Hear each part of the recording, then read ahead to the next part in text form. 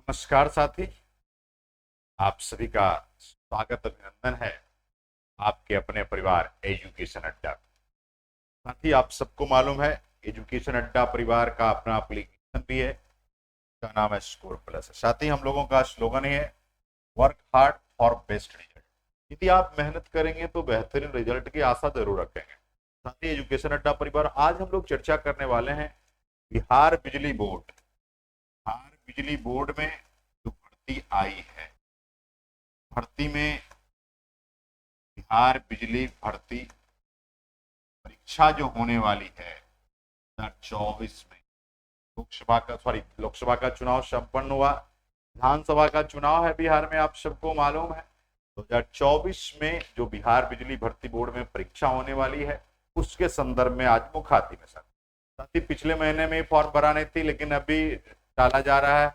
लेकिन सबसे पहले आपको जानकारी दे दूं साथी, किस किस पद पर कौन कौन लोग एलिजिबल हैं, कौन कौन लोग इसमें एलिजिबल हैं इस एग्जामिनेशन को लेकर। सबसे पहले नंबर आपके 6 पद आए हैं।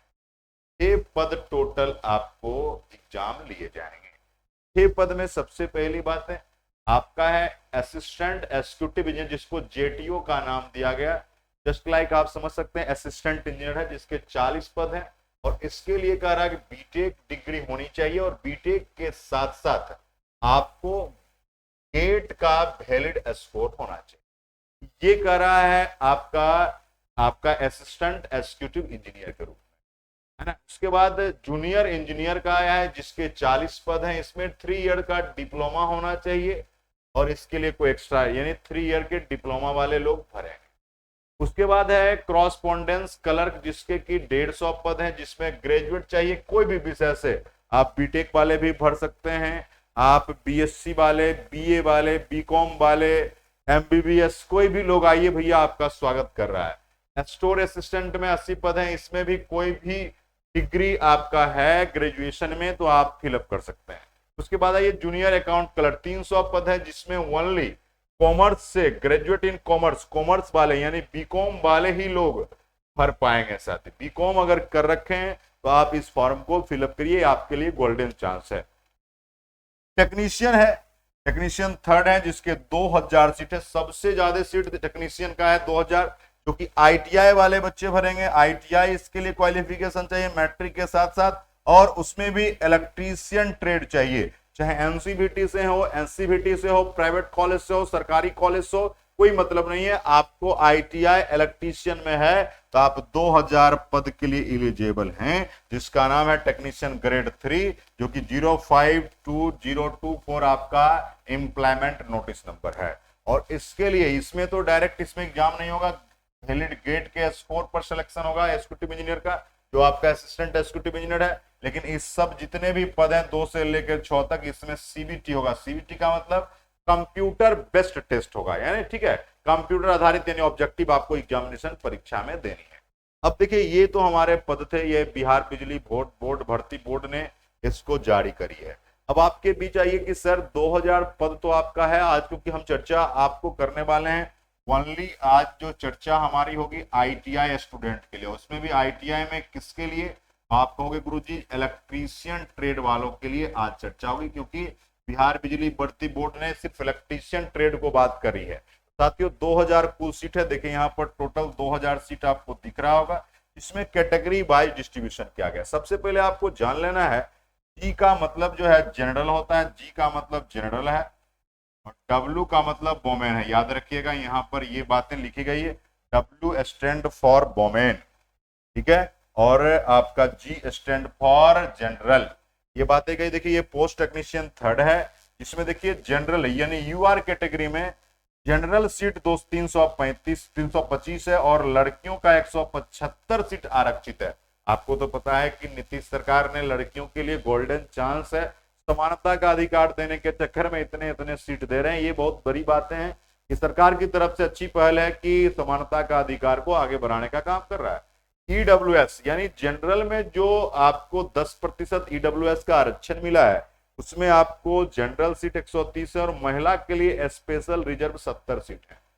एससी कैटेगरी में जनरल के लिए 280 है, वोमेन के लिए 140। देखिए इस जनरल का मतलब इसमें एससी के ही बच्चे आएंगे, राइट।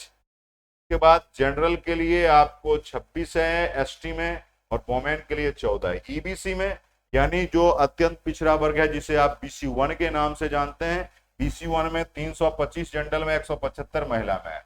बीसी में यानी बैकवर्ड कास्ट जिसे आप बीसी 2 कहते हो, उसमें आपका 234 है जनरल में और 126 आपका है वोमेन में। ये सारे आपको सीटें टोटल कुल मिला दीजिएगा 2000 सीट है। अब देखिए क्या होता है, हमें सबसे पहले इसके सिलेबस को समझना पड़ेगा। सिलेबस क्या है इस बात को समझिए। 2000 तो सीट है आपके पास। सबसे पहले हम लोग चर्चा करते हैं आपके बेहतरीन बातों को लेकर। सिलेबस क्या है ना, किसकी बात कर रहे हैं, सिलेबस की बात करने वाले हैं, और बहुत ही इंपॉर्टेंट सिलेबस जो आपके होने वाले हैं, जो आईटीआई के बच्चे हैं, ठीक है, उसमें भी मैं बात कर रहा हूं ओनली इलेक्ट्रीशियन वाले बच्चों को। इसका सिलेबस क्या है, Bihar state power holding corporation limited के लिए, ये सिलेबस की बात हम लोग करें। सिलेबस की अगर बात करेंगे, सबसे पहले आपको 2 पोर्शन है बीएचपीसीएल के सिलेबस। एक पोर्शन है टेक्निकल, दूसरा पोर्शन है नॉन टेक्निकल। ठीक है, टेक्निकल और नॉन टेक्निकल। टेक्निकल से 50 क्वेश्चन आएंगे और नॉन टेक से भी 50, यानी टोटल 100 नंबर के सीबीटी होंगे, यानी कंप्यूटर बेस्ड टेस्ट। टेक्निकल में आपको ओनली आपसे ट्रेड का सिलेबस पूछा जाएगा, यानी जो आप इलेक्ट्रीशियन में बेहतरीन तरीके से पढ़ते हैं सिलेबस में, वही आपको 50 क्वेश्चन देंगे। अब नॉन टेक्निकल की बात हो रही है। नॉन टेक्निकल में अगर बात हम लोग करेंगे तो नॉन टेक में आपको क्या क्या पूछने वाला है। नॉन टेक में आपको पूछने वाला है कंप्यूटर, ऐसे इसको टेक्निकल में होना चाहिए था, लेकिन नॉन टेक में आपको होगा 15 क्वेश्चन कंप्यूटर के होंगे। उसके बाद आपको पूछता है रीजनिंग, 10 क्वेश्चन रीजनिंग। के बाद आपको पूछता है हिंदी, 10 क्वेश्चन हिंदी है। उसके बाद आपको पूछता है इंग्लिश, 5 क्वेश्चन अंग्रेजी है।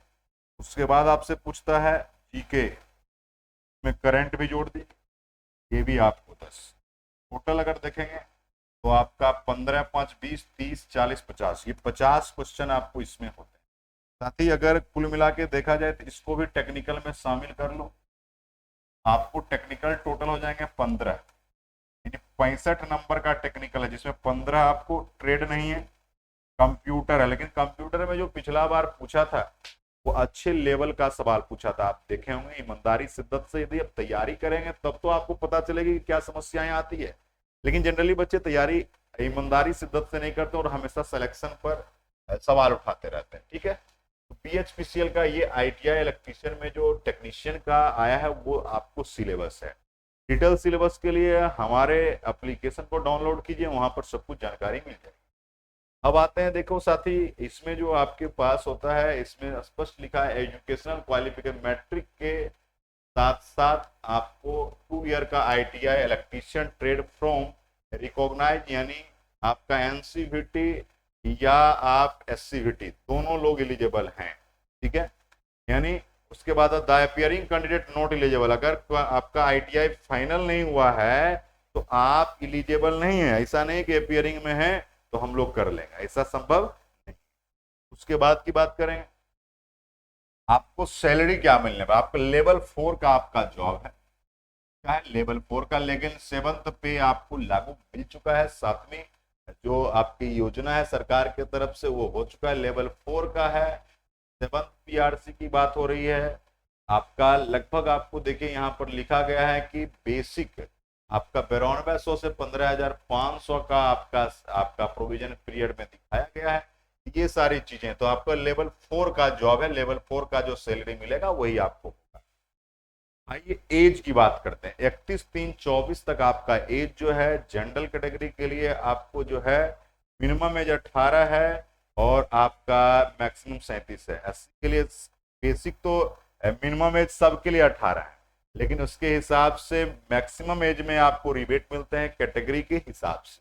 ठीक है, तो आप सभी ने इस चीजों को देखा और इसमें ज्यादा विशेष नहीं है। आप जाइएगा साइबर कैफे में, जब फॉर्म फिलअप होगा तो आराम से फॉर्म फिलअप कर दिया, ऐसा कुछ भी नहीं होता है, दिक्कतें नहीं आई। अब आइए अगले, तो आपको जो एप्लीकेशन फी है, अगर जनरल कास्ट है, जनरल है, BC1 है और BC2 है, BC1 को ही EBC कहा जाता है, ठीक है। ये सब कास्ट में आपको 1500 रुपया फी लगेगी एग्जाम में। SC में है, ST में है, दिव्यांग में है, महिला है, उसमें भी बिहार का जो डोमिसाइल है उस महिला की बात हो रही है 375। जो महिलाएं बिहार की नहीं है उनको जनरल कैटेगरी में आना होगा। ये बातें आपके पास हुई, और ये सभी पेमेंट सिर्फ ऑनलाइन मोड में होगा, ऐसा नहीं कि ऑफलाइन में। आप भले साइबर कैफे वाले को ऑफलाइन दीजिए, वो ऑनलाइन ही पेमेंट करेगा, ठीक है। ये बातें होगी। उसके बाद हमारा जो है सिलेक्शन का मोड क्या है, सिलेक्शन का तरीका। पहले तो मैंने कहा CBT का आपका पेपर होगा, कंप्यूटर बेस्ड टेस्ट होगा, ऑब्जेक्टिव होगा।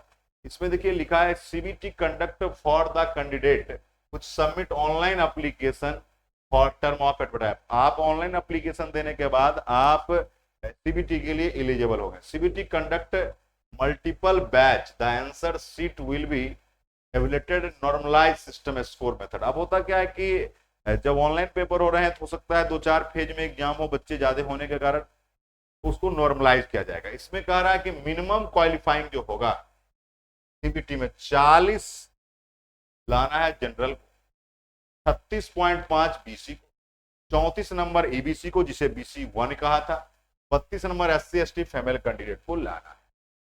ये आपको याद रखना है, इस बात को इतना मिनिमम लाएंगे। और आपको अगर मॉक टेस्ट कैसा होगा तो BHPCL के वेबसाइट पर जाके फ्री में आप डेमो कंप्यूटर बेस्ड टेस्ट दे सकते हो। वहां पर आपको लिंक दिया गया है, देख लीजिए www.bhpcl.co.in, इस पर जाइएगा, आप प्रैक्टिस कर सकते हैं और सिलेबस के अकॉर्डिंग आप देख भी सकते हैं।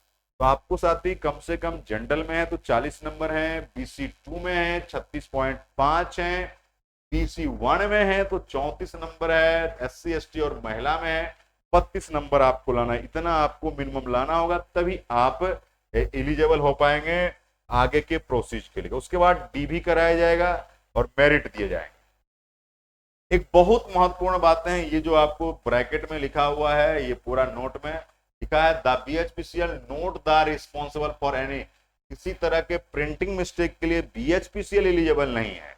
ये बात स्पष्ट कहा है। देखिए नोट में क्या लिखा है, all the particulars maintained in the online application including name of the candidate. आपके नाम में गलती हो जाएगा तो आप सुधार नहीं कर सकते हैं। Category, date of birth, post applied, address, mobile number, email ID will be considered as final and no change modification. कोई तरह का मॉडिफिकेशन नहीं होगा। तो भैया इसलिए आफ्टर सबमिशन कर दीजिएगा। आप कुछ नहीं कर सकते, किसी तरह का रिक्वेस्ट नहीं कर सकते हैं।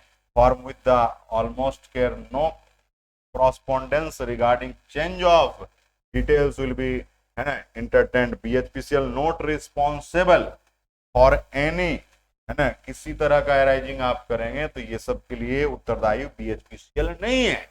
ये स्पष्ट बात का, इसलिए नाम जब फॉर्म फिलअप करिएगा बहुत विशेष ध्यान रखना है कि नाम आपका सही होना चाहिए, कैटेगरी सही होना चाहिए, डेट ऑफ बर्थ, पोस्ट किस पोस्ट पर, address, mobile number, email ID, ये सब अगर गड़बड़ दिए सब नाश हो जाएगा। फॉर्म भरा हुआ सिलेक्शन लेने के बाद भी आपको दिक्कत हो जाएगा। ये BHPCL इस बात को स्पष्ट करता है।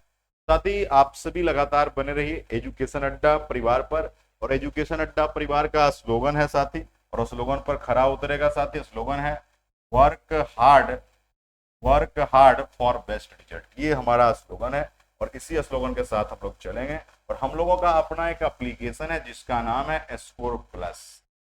स्कोर प्लस हमारा यूट्यूब चैनल भी है और एप्लीकेशन भी है। यहाँ पर भी आपको Bihar state power holding corporation limited के बहुत सारे वीडियोज मिल जाएंगे। इसमें प्रीवियस ईयर क्वेश्चन भी कराया गया है, चैप्टर वाइज भी है, मिक्स भी है, सब है। तो आप आइए हमारे साथ जुड़िए, और टेलीग्राम का लिंक इस वीडियो के डिस्क्रिप्शन में दिया गया है। जुड़िए हमारे साथ एजुकेशन अड्डा परिवार पर स्कोर प्लस एप्लीकेशन।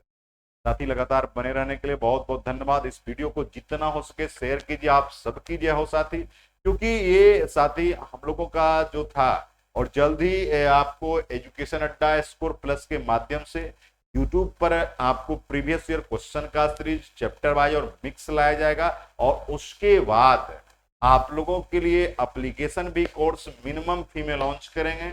और सरकार आप लोगों के लिए जो प्रोसीजर बना रही है उस प्रोसीजर के अकॉर्डिंग आप तैयारी कीजिए और बिल्कुल सफलता मिलेगी। बहुत बहुत धन्यवाद। Thank you so much sir.